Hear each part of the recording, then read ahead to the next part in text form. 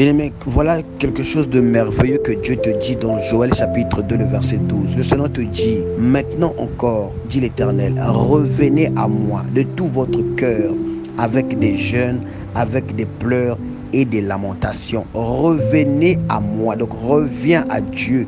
Tu t'es éloigné de Dieu parce que tu avais perdu un être cher. Tu t'es dit que Dieu est méchant, Dieu est bizarre. Pourquoi il a permis ça? Bien-aimé, chaque chose arrive parce qu'il y a un projet. Chaque chose arrive parce qu'il y a un but. Bien-aimé de le Seigneur, mais je vais te choquer en te disant que nos aimés ne vivront pas éternellement. C'est peut-être dur ce que je te dis, mais tu dois te préparer à ça. Ça ne doit pas être la raison qui fera que tu ne pries plus, que tu ne jeûnes plus, que tu ne te consacres pas ou que tu ne vives pas ta vie de sanctification.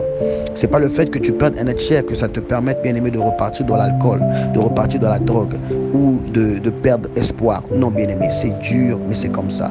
Chacun de nous a son tour chez le coiffeur. Chacun de nous quittera un jour cette terre. C'est comme ça. C'est comme ça que Dieu a établi les choses. C'est dans l'ordre des choses. Il y a nos aimés qui nous laisseront. D'autres à temps, d'autres tard. C'est fait comme ça. C'est dans l'ordre des choses. Nous ne pouvons rien contre ça.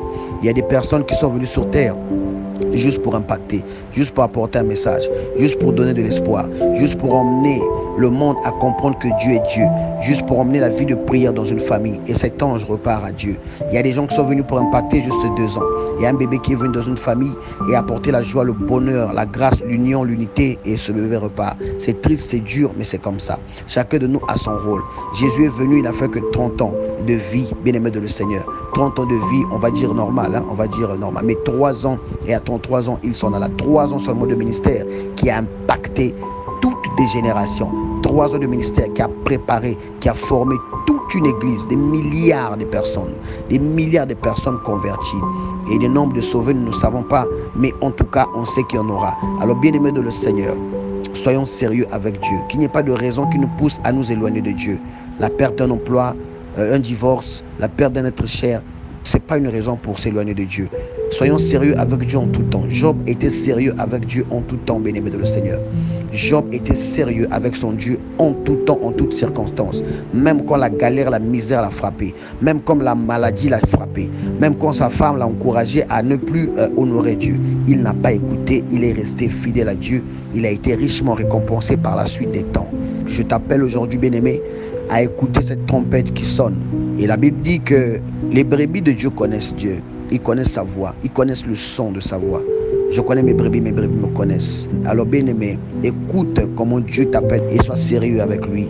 Et Dieu te bénira richement. Si tu vis ce que tu vis, c'est parce que tu es loin de Dieu. C'est parce que tu n'es pas sérieux avec Dieu. Tu as un travail, 6 mois plus tard, tu es viré. Tu as un business, 2 mois plus tard, ça tombe. Tu arrives à te marier, gloire à Dieu. Mais 1 année, 2 ans après, divorce. Il y a des femmes qu'on a dotées 2, 3 fois, bien-aimés de le Seigneur. Vous devez comprendre que vous devez être sérieux avec Dieu.